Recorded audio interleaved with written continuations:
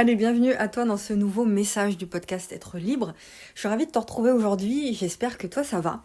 Et je voulais te faire part aujourd'hui d'une réflexion que j'ai eue ce matin sur mon groupe Telegram au sujet de la mission de vie. Donc je leur ai partagé ce que je vais te partager ici aussi.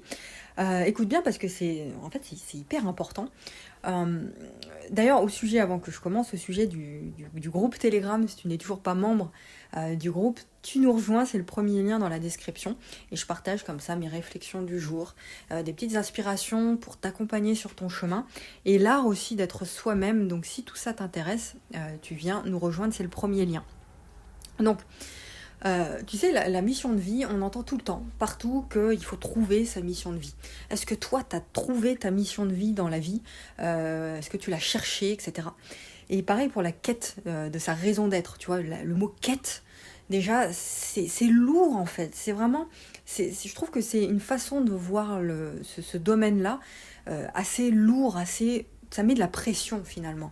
Alors que tout ce domaine de la mission de vie, tout ce domaine, c'est le domaine du subtil, c'est le domaine de l'invisible, c'est le domaine des choses qui sont dans le lâcher-prise, tu vois, dans la légèreté. Et quand on parle de trouver sa mission de vie, ça sous-entend que tant que tu ne l'as pas trouvé, en fait, t'es pas bien dans ta vie. Tu vois, t'es pas heureux, t'es pas pleinement aligné, etc.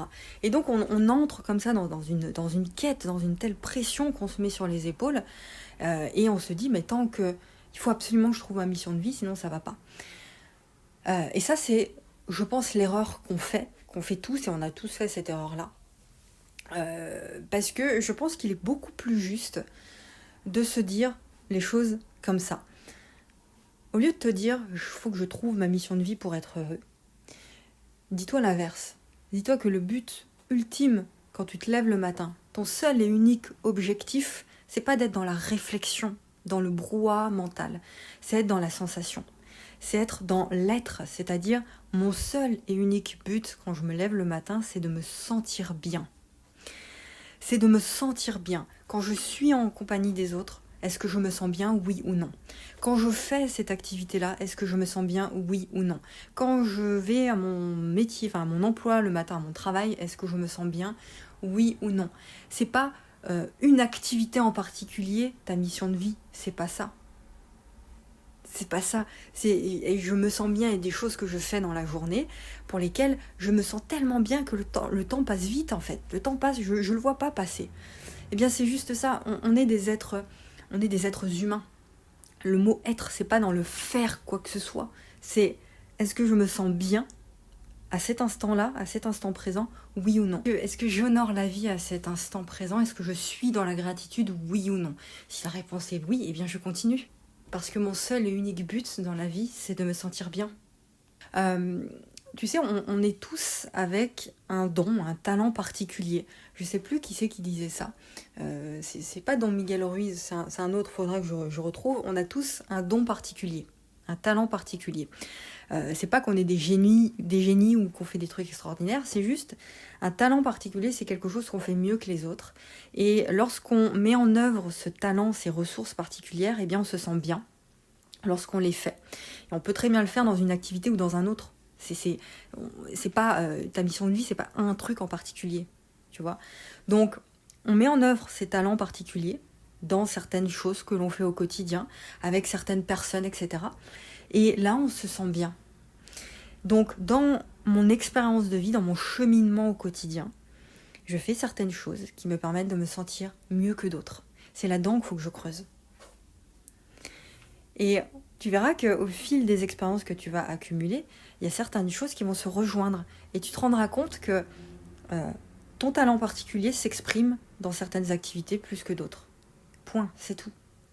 Donc là, tu n'es pas dans une quête de quoi que ce soit, tu es juste dans l'expérimentation. Tu expérimentes des choses et ton but, c'est de te sentir bien. Je suis dans le ressenti, je me sens bien, je me sens à ma place. Ensuite, on a tous deux missions en commun. C'est d'être au service de l'autre et être dans le partage. Tu verras que quand tu mets en œuvre tes talents particuliers, tu es systématiquement dans le partage et dans le service aux autres. Dans la contribution aux autres. Je te donne un exemple. Un écrivain, par exemple. Un écrivain, quelqu'un qui écrit des bouquins, il est tout seul chez lui dans son bureau, ou même un peintre, c'est aussi l'exemple que j'ai donné. On va prendre l'exemple de l'écrivain, il est dans son bureau et il écrit tout seul dans son bureau. Eh bien, cette personne est, on pourrait se dire, il n'est pas connecté aux autres, il est tout seul, machin, il est solitaire. Alors qu'il est connecté au monde, qu'il est connecté aux autres d'une manière exceptionnelle en fait. Et il est dans le don de lui-même, il est dans la connexion à l'autre et dans le service à l'autre qui est exceptionnel. C'est la même chose pour le peintre. Lorsqu'il peint ses toiles dans son atelier, il est énormément en connexion avec les autres et dans le service aux autres. Et il exprime son don particulier. Donc voilà, c'est tout. Donc c'est vraiment la subtilité, le lâcher-prise et la connexion à soi, l'alignement qui est le plus important. Voilà, c'est dans la sensation. Donc il n'y a pas je cherche quoi que ce soit. C'est j'expérimente, je suis. Et je reste connectée à moi et au moment présent, à cette conscience de est-ce que je me sens bien là, oui ou non. Si oui, je continue. Voilà, sinon, si on est vraiment... on continue d'être dans cette quête, tu vois, de soi, dans cette recherche de ma mission de vie, eh bien, on sous-entend que tant qu'on ne l'a pas trouvé, bah, en fait, on erre dans la vie, on est là, on est en totale déconnexion avec soi. C'est tellement plus subtil que ça. Voilà, donc arrête de chercher ta mission de vie. Juste respire, reviens en toi, recentre-toi, laisse tomber l'extérieur.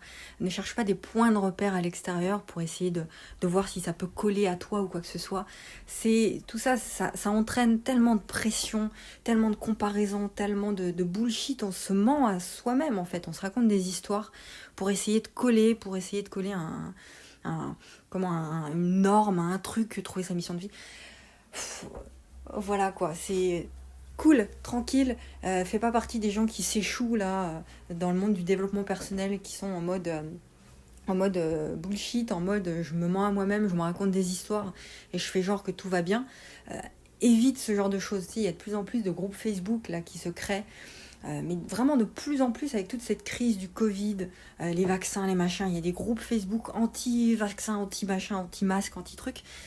Mais en fait, ça peut être bien à partir du moment où tu amènes des solutions à ça, au lieu de te plaindre sans arrêt, où tu amènes des vraies solutions, où tu proposes aux gens de se connecter à eux-mêmes, d'être vraiment eux-mêmes, de revenir en eux, de se déconnecter de l'extérieur. Et plus tu te plains de quelque chose, plus tu montres à quel point tu n'es pas connecté à toi. Plus tu te plains du Covid, du machin, plus tu prouves à ceux qui le savent, en fait, plus tu prouves que t'es pas connecté à toi. Parce que quelqu'un qui est vraiment en connexion avec lui-même, il fait ce qu'il a à faire. Il est dans le partage, mais dans le partage constructif. Il sait ce qu'il a à faire. Te plaindre du vaccin et du machin, ça changera pas les choses. De toute façon, c'est déjà fait. Ça sert à quoi de faire ça ? Tu prends tes décisions toi propre, tu restes en connexion avec toi et tu proposes aux gens de venir avec toi. Mais se plaindre ou quoi que ce soit, ça ne change strictement rien. Voilà, je me suis un petit peu égarée avec tout ça. Mais voilà, revenons en nous. C'est cette connexion qu'il faut aller chercher. Et puis être davantage dans l'être, justement, dans l'expérimentation, dans la sensation, dans le relâchement plutôt que la pression, la prise de tête, etc. Voilà, j'espère que ça t'a aidé tout ça. On se retrouve très vite pour un nouveau message. Je vais reprendre les vidéos un peu plus travaillées prochainement. Donc reste bien connecté. Et tu as tous les liens, les ressources dans la description si tu veux faire ce travail avec moi plus profondément. On se retrouve très vite. Prends bien soin de toi.